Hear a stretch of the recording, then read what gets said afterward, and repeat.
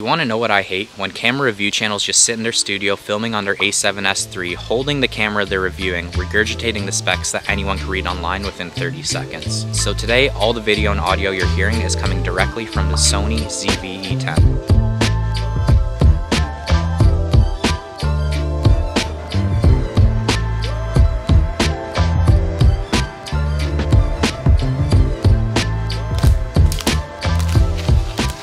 What's going on, everybody? I hope you're doing well. So I recently just picked up this Sony ZV-E10. This is actually my first time using it, so I'll be sharing my first-hand experience with you guys. To keep things user-friendly and basic, everything will be filmed in intelligent auto. I'll just let the camera work its magic. Oh, and I'm filming on the kit lens, the 16-50.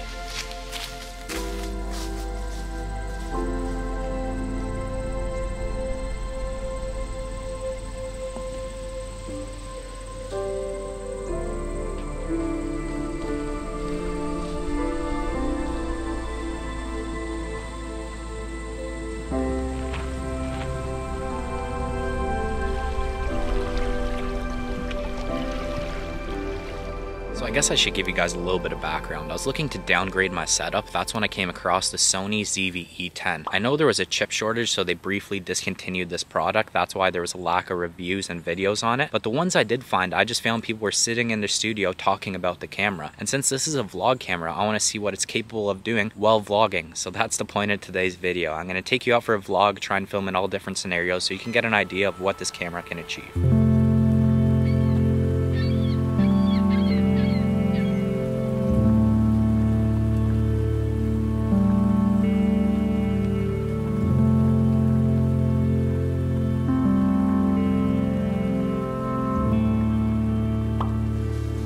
When I was looking for a new camera, there was a few boxes that needed to be checked. First off, I wanted to be able to shoot 4K. I also wanted to be able to film 120 frames a second because I like shooting cinematic slow-mo. Another thing for me is I wanted it to be as small and compact as possible. Didn't want to have to use an external mic. I wanted the onboard audio to be just good enough. Another thing is I wanted to have somewhat stable footage, and that's where you run into an issue with the ZV-E10. It doesn't have the best stability, and it has crazy rolling shutter that everybody talks about. Now, the 3 stability modes that you have kind of solve this issue, but it's still not the best. Let's go through them. First off, what I'm shooting on right now is just standard stability. It's using the stability that's built into the kit lens. The next mode is steady shot off. So right now there is no stability. It's not using the lens's stability and it's completely turned off. But what you can do is use Sony's program called Catalyst Browse.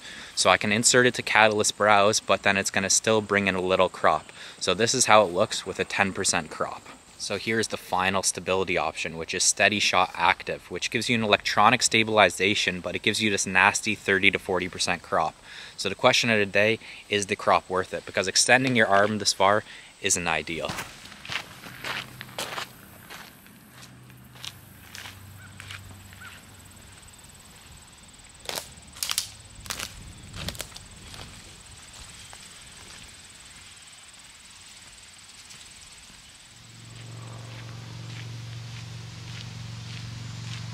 Almost back at the car. I was in here for about 3 to 3.5 hours. I went through one battery completely and about 10% on another, so the battery life isn't the best, but I guess that's what you'd expect with a small camera like this.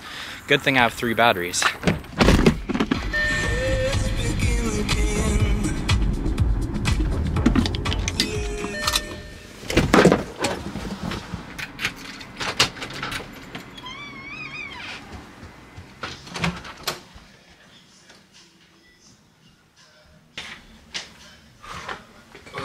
Alright, back in the studio. I got some work that has to be done and I'm going to start editing this video, so I'll see you guys in a bit.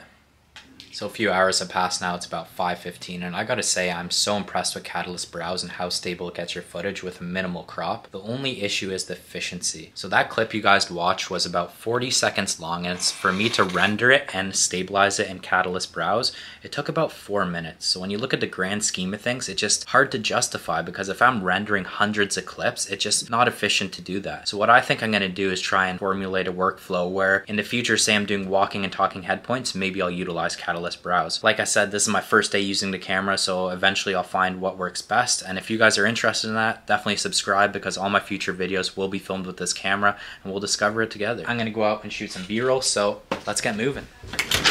So I just made it to the church. This is one of my favorite locations to shoot cinematics during golden hour. And as you can probably tell, this clip was rendered through Catalyst Browse. So how does it look? Is it worth it? I don't know.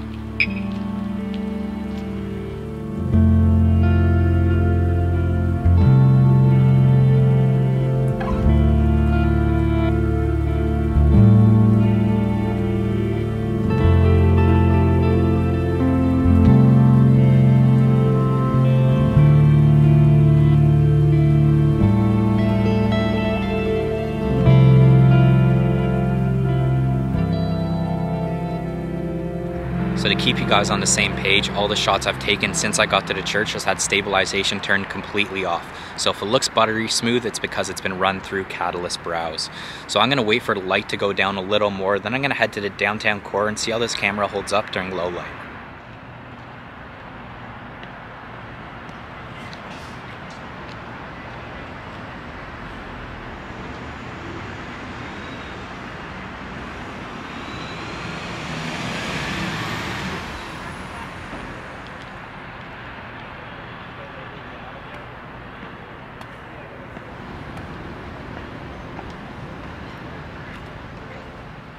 Alright, so it's the next day and I just finished editing the vlog to this point, so I thought I'd give you my final thoughts and first impressions on the Sony ZV-E10. To start, I like this camera, I really do, but I've been shooting on Canon since 2016 and this is my first Sony device, so it's definitely going to be a learning curve for me. I guess I'll start with what I like. The colors and image look great, especially those 4K tripod shots. You can really see the detail in the image. The onboard mic is amazing and it's perfect for vlogging. That little wind cover at the top is efficient and definitely does the job. One thing that really did impress me was the low light capabilities. I've always heard Sony is great during low light, but I did not expect that. The color and image were just perfect, and it opens up a lot of doors for me because usually when the sun goes down, shooting stops, so who knows what I'll get up to now. Another thing I really like is Catalyst Browse. It blew me away how steady the shot gets. So with the Sony ZV-E10, if you shut off all stabilization, it records the gyro data. So then when you insert it into Catalyst Browse, it then gives you back a stable shot with a minimal crop, only 10%, and it'll look that smooth. So that's definitely a plus for me. But the negative with this is it prolongs your workflow. You now have to insert these clips into Catalyst Browse, analyze them, stabilize them, then export them. So if you're working with hundreds of clips, it's definitely going to slow down your workflow. But that being said, I almost found that turning all stability off almost gave you a better image than having active and standard on. Standard was just a little too shaky for me, and the active crop is just unacceptable for a vlogging camera. Like, to be honest, if I'm being real, the rolling shutter and stability on this camera is pretty bad. To me, this camera almost should have been pitched more as a studio camera than a vlogging camera, but that being said, it still is a beast for vlogging. You kind of just need to work around its quirks and you can make it work. But like I said in the beginning, since this is my first time actually shooting on this camera, I can't really give you guys an in-depth full review. This video is more just so you can see what the image is like and what you can achieve when you pull this camera out of the box and what your vlogs might look like. So if you did get some value from this and you're still watching, I appreciate you. Be sure to leave a like and subscribe. Follow along because I'm going to be using this camera for all future videos and we can figure it out together. Cheers.